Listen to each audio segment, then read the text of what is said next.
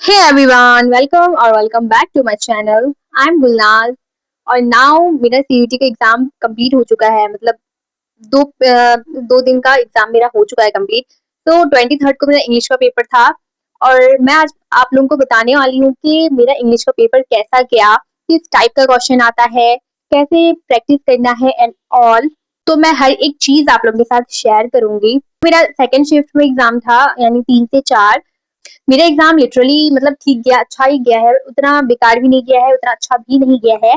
But मैंने total 50 question में से मैंने 46 क्वेश्चन अटेम्प्ट करा है।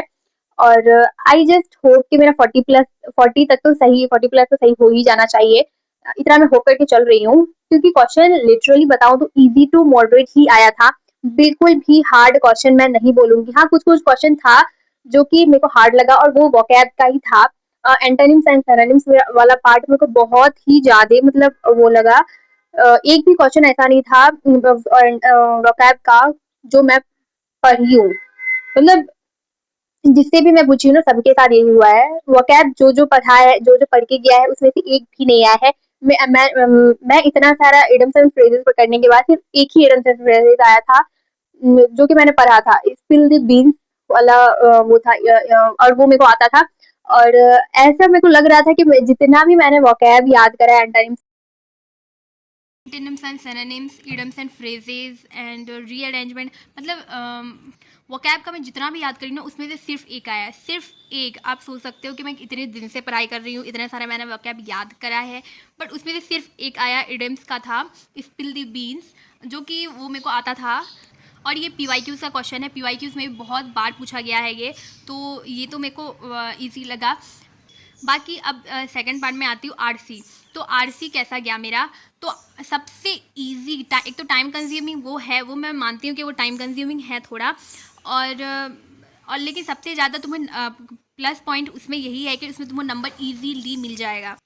बहुत कोई बोलता है कि आरसी में मतलब जो क्वेश्चन कुछ और पूछता है लेकिन आरसी में कुछ और रहता है, ऐसा बिल्कुल भी नहीं है। मैं जो जो क्वेश्चन सॉल्व करी हूँ ना, आंसर एग्जैक्ट आरसी में लिखा हुआ है, तो वही मैं सॉल्व करी। बाकी वोकैब का एक दो क्वेश्चन उल्टा पुल्टा हो सकता है, तो लेकिन बाकी क्वेश्चन तुम सॉल्व कर लोगे आरसी से ही ढूंढ करके, बहुत ईजीली पूछता है। मतलब उतना प्रॉब्लम नहीं होने वाला है आरसी में अगर अच्छे से कर लोगे तो, लेकिन उसके लिए अच्छा खासा टाइम मतलब रहना चाहिए, क्योंकि सबसे ज़्यादा स्कोरिंग तुमको आरसी ही लगने वाला है। और आरसी अगर अच्छे से बना लिए ना तो सोचो ऐसे ही नंबर तुम्हारा पक्का है। And the third part is grammar. Grammar कैसा रहा मेरा? ग्रामर सीरियसली बहुत ज़्यादा ही हार्ड नहीं पूछता है, बिल्कुल भी नहीं। मेरे मेरे इस पेपर में सबसे ज़्यादा क्वेश्चन मतलब अगर मैं बताऊँ तो ग्रामर से, तो दो तीन question active and passive voice से पूछा था, जो कि मेरे को सबसे ज़्यादा इजी लगता है, एक्टिव एंड पेसिव वॉइस। तो वो मैं अच्छे से कर ली थी। मेरे को लग तो रहा है कि वो सारा सही हो जाना चाहिए, क्योंकि मेरे को ग्रामर में सबसे ज़्यादा इजी वही लगता है, वही टॉपिक लगता है, एक्टिव एंड पेसिव वॉइस। और दो क्वेश्चन प्रीपोजिशन से भी था, जो कि वो भी ठीक ही था। यार बहुत कोई बोलता है कि बहुत ज़्यादा ही हार्ड क्वेश्चन पूछता है, लेकिन ऐसा बिल्कुल भी नहीं है। मैं खुद डर गई थी ये देख करके। मेरे को सच में लग रहा था कि बहुत ज़्यादा ही हार्ड पूछेगा क्वेश्चन एंड ऑल। यूट्यूब में सबको बहुत कोई यही बोल के रखा है कि बहुत हार्ड क्वेश्चन पूछता है, नहीं ऐसा बिल्कुल नहीं है।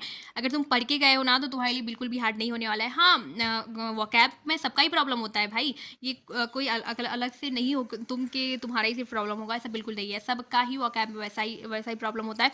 स्पेशली एंटोनिम्स एंड सिनोनिम्स, ऐसा ऐसा वर्ड आया था जो कि मैं कभी सुनी भी नहीं हूँ, और सबके साथ यही होता है। एंड बहुत ज़्यादा ही हार्ड पूछ लेता है एंटोनिम्स एंड सिनोनिम्स वाला पार्ट।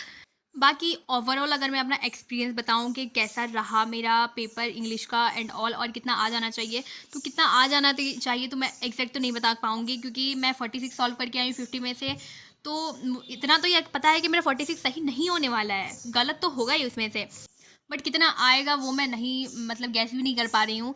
आई थिंक 40 तक हो जाना चाहिए मेरा सही, मेरे को तो इतना ही लग रहा है, बाकी देखते हैं। और ओवरऑल अगर बताऊँ तो मेरा कैसा रहा पेपर, तो एग्ज़ाम बहुत ही मतलब इजी टू मॉडरेट आता है, ज़्यादा हार्ड भी नहीं आता है। अगर तुम पढ़ के गए हो तो तुम्हारे लिए बहुत ईजी है, और अगर तुम पढ़ के नहीं गए हो तो ऑब्वियसली तुम्हारे लिए बहुत हार्ड है। बट आरसी भाई सबका मतलब, मेरा पेपर में तो बहुत ईजी आया था। आई डोंट नो, मैं आप लोगों के बारे में नहीं बता सकती, बट मेरा पेपर में आरसी बहुत ईजी था। सबसे ज़्यादा बेकार अगर मेरे को कुछ लगा तो वो है वोकैब वाला पार्ट, जो कि सबका ही प्रॉब्लम करता है। तो अगर आपके साथ ऐसा हो रहा है तो ये मत सोचना कि सिर्फ आपके साथ ही हो रहा है, सबके साथ ही वैसा होता है। बाकी ग्रामर वाला पार्ट भी मॉडरेट ही था, ज़्यादा हार्ड भी नहीं था, इजी क्वेश्चन था ग्रामर में भी। बट सबसे ज़्यादा अगर कुछ पूछता है तो वो है रीअरेंजमेंट, लगभग 6-7 रीअरेंजमेंट पूछता है। तो रीअरेंजमेंट भाई अच्छे से कर लेना, करके जाना। रीअरेंजमेंट वाला पार्ट बहुत ज़्यादा ही मतलब पूछता है रीअरेंजमेंट में, और उसमें बस इजीली तुमको नंबर मिल जाएगा। तुम अगर 1-2 पॉइंट अगर मिला लिए ना, उसके बाद तो भाई खुद ब खुद वो मिल जाएगा। और रीअरेंजमेंट का मैं बहुत ज़्यादा ही प्रैक्टिस करके गई थी, तो मेरे को उतना प्रॉब्लम नहीं हुआ। बाकी आप लोग भी थोड़ा बहुत कर ही लेना। और मॉक टेस्ट तो प्लीज़ 6 से 7 बेयर मिनिमम है, वो लगा ही लेना। 5 में वो लगाई थी पीवाईक्यूज़ के पेपर, और 2 मैं एक्स्ट्रा लगाई थी, तो उसमें से मेरा टाइम मैनेज भी हो गया और पीवाईक्यूज़ भी बहुत सारा अच्छे से मेरा सॉल्व हो गया। बट प्लीज़ आप लोग भी मॉक्स ज़रूर लगा के जाना। अभी भी अगर आप लोगों ने कुछ नहीं पढ़ा है तो आप लोग मॉक्स लगाना। पीवाईक्यूज़ नहीं आ रहा है, कुछ नहीं हो रहा है, फिर भी मॉक्स लगा लेना, और एक बार जो गलत हो रहा है वो एनालाइज कर लेना। और पीवाईक्यूज़ के वोकैब ज़रूर देख लेना एक बार, क्योंकि पीवाईक्यूज़ के वोकैब बहुत ज़्यादा रिपीटेड होते हैं। बस आज के लिए इतना ही, और मैं क्या ही बोलूँ, अब तो बस रिजल्ट का इंतज़ार है। आई डोंट नो क्या होने वाला है मेरा, क्योंकि वो तीनों पेपर में से उतना कोई खास गया नहीं है। तो बाकी देखते हैं, बाकी सब किस्मत की बात है। आई जस्ट होप कि आप लोगों का एग्ज़ाम बहुत अच्छा जाए।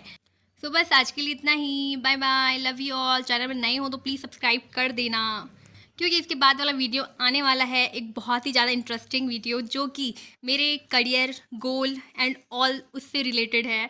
मैं सब कुछ रिवील करने वाली हूँ कि आगे का क्या प्लान है मेरा, क्या करियर में करना है एंड ऑल सब कुछ मैं रिवील करने वाली हूँ। तो अभी चैनल में नए हो तो प्लीज़ सब्सक्राइब कर देना, क्योंकि आप लोगों को बहुत सारी क्लैरिटी मिलने वाला है इस चैनल से। प्लीज़ सब्सक्राइब कर देना। Bye bye, love you all.